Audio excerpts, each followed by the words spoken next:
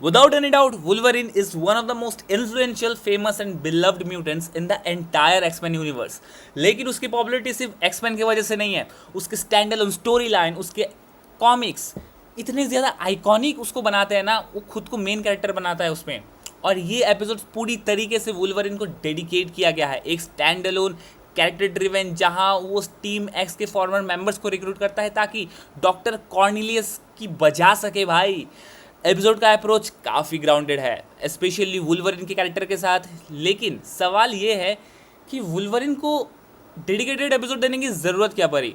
Normal X Men की stories में team dynamics, Charles और मैग्नेटो की कॉन्फ्लिक्ट, जीन ग्रे से जुड़ी हुई कुछ प्रॉब्लम्स या फिर अपोकलिप्स जैसे मेजर थ्रेट्स के अराउंड रिवॉल्व करती है। लेकिन याद करो भाई, लास्ट सीजन मैग्नेटो ने वुल्वरिन के बॉडी से ना एडेमेंटियम को निचोड़ कर फेंका था, और ऑब्वियसली वुल्वरिन भाई को अपना एडेमेंटियम वापस तो चाहिए। वुल्वरिन भाई को तो एडेमेंटियम वापस चाहिए होगा, लेकिन तुम्हारे भाई को, हाँ भाई मुझे सब्सक्राइबर चाहिए यार, तो नीचे दिए गए रेड बटन को दबा दो। लास्ट एपिसोड के पोस्ट क्रेडिट सीन में हमने देखा था कि वुल्वरिन कैसे कैप्टन अमेरिका से मिलता है और वेपन एक्स के फाइल्स को हासिल करता है। अब वेपन एक्स है क्या, ठीक है ना। बेसिकली ये एक सीक्रेट गवर्नमेंट फैसिलिटी थी जहां म्यूटेंट्स और ह्यूमंस पर एक्सपेरिमेंट्स किए जाते थे। इसके चीफ साइंटिस्ट थे प्रोफेसर थॉर्नटन, ऐसा कुछ था, जो म्यूटेंट्स की जीन्स को मॉडिफाई करते थे, लिविंग वेपन्स बनाते थे, और they should directly work under that government. इस फैसिलिटी से कई सारे फेमस कैरेक्टर्स जुड़े हुए हैं, और इसी वजह से इस एपिसोड का लगभग सारे मेजर कैरेक्टर भी वेपन एक्स के साथ कनेक्टेड है, और इसीलिए वुल्वरिन भी उन्हीं को रिक्रूट करता है अपने टीम में। एक्समैन ओरिजिन वुल्वरिन तो मूवी देखी होगी, हाँ, जिस मूवी में उसके बॉडी में एडेमेंटियम डाला जाता है ना, वही वाली फैसिलिटी है ये वेपन एक्स। और अगर तुम्हें लग रहा है कि ये बस एक स्टैंड अलोन एपिसोड है, तो शायद नहीं, I don't feel so, because Wolverine का एडेमेंटियम वापस पाना शायद सीजन के फ्यूचर इवेंट्स के लिए बहुत ज़्यादा इंपॉर्टेंट हो। वुल्वरिन को सेंटेंस को काटना भी तो है। अब मुझे लगता है कि सीजन के एंड तक ना वुल्वरिन का काफ़ी बड़ा रोल होने वाला है, एंड ऑब्वियसली वो वुल्वरिन है भाई, चाहे जितना भी उससे लाइमलाइट कम मिले, उनको वुल्वरिन तो चाहिए ताकि वो लोग और भी ज़्यादा फैंस को अट्रैक्ट कर सके। एपिसोड में हमने मैवरिक को देखा, गैरिसन केन, आई मीन उसके बारे में मैंने काफ़ी सुना है, उसको कभी मैंने टीवी में नहीं देखा है, एंड वो अभी इस एपिसोड में मौजूद था। सेबर टूथ एंड लेडी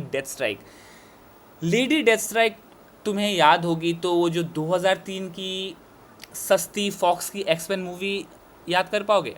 हाँ, वुल्वरिन का उसमें एक एनिमे था जिसके बड़े बड़े नाखून थे, एग्जैक्टली वही।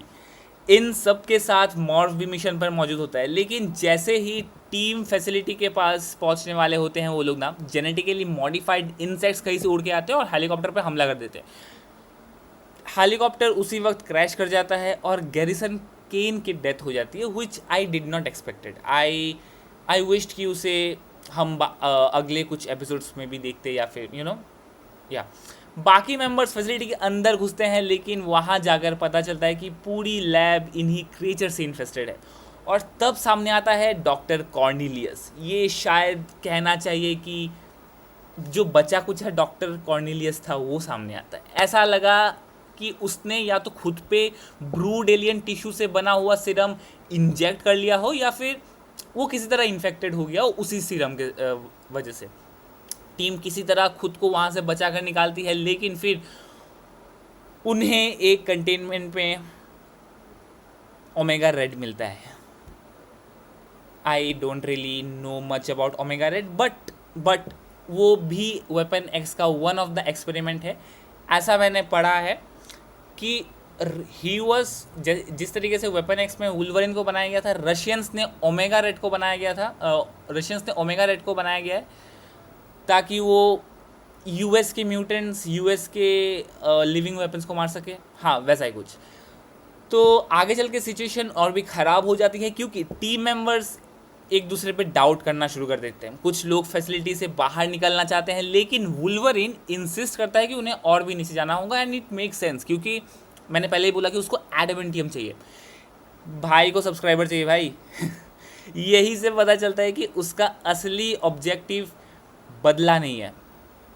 वुल्वरिन और मैवरिक एक तरफ जाते हैं, जबकि मॉर्फ, सेबरटूथ और डेथ स्ट्राइक दूसरी तरफ। वहाँ उन्हें कुछ डीवीडीज मिलती है जो बहुत ही अच्छा रेफरेंस है 90s का, जहाँ जिस टाइम पे DVDs were the most prominent way to store videos और एनी काइंड ऑफ डेटा।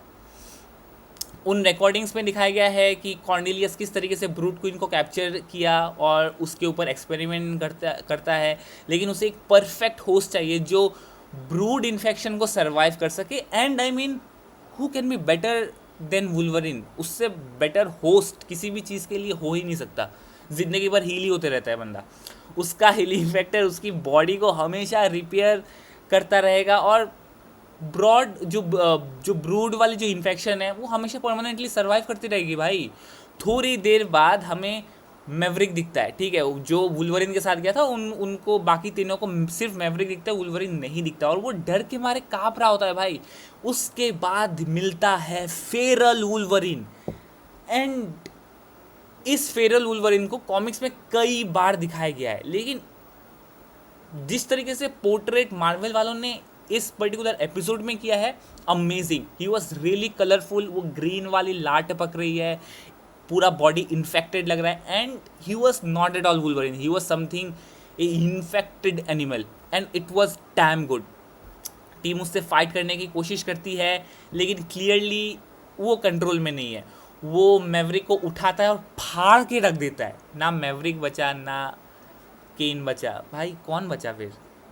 नहीं, डेथ स्ट्राइक बच जाएगी, जस्ट से।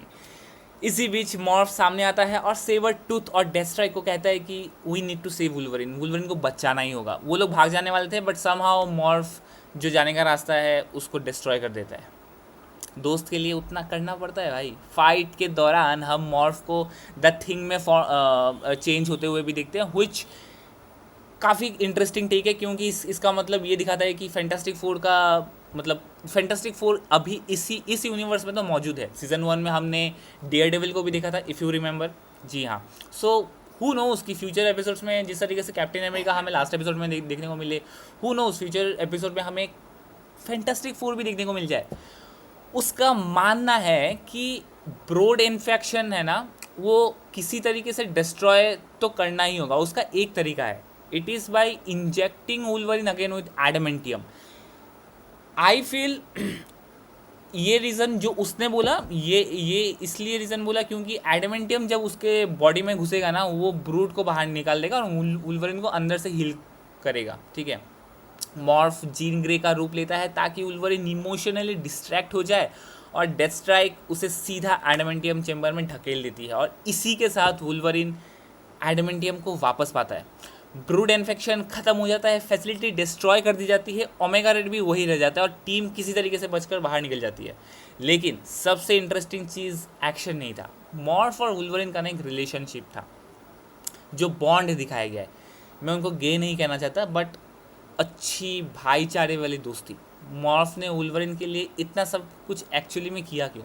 सीज़न 1 में हमने उनके बॉन्ड को काफ़ी अच्छे से देखा था। बॉन्ड भी क्या बोलूँगा, वुल्वरिन ने काफ़ी अच्छे से वुल्वरिन ने काफ़ी मॉर्फ की मदद की थी जब वो सिनिस्टर के कंट्रोल में था, और ऑनेस्टली मॉर्फ ने कई बार जीन का रूप लेके वुल्वरिन के साथ अपनी फीलिंग्स इनडायरेक्टली शेयर की है। I feel Morph actually considers Wolverine as his best friend, मतलब more than a mutant, more than anything, like maybe love, I don't no.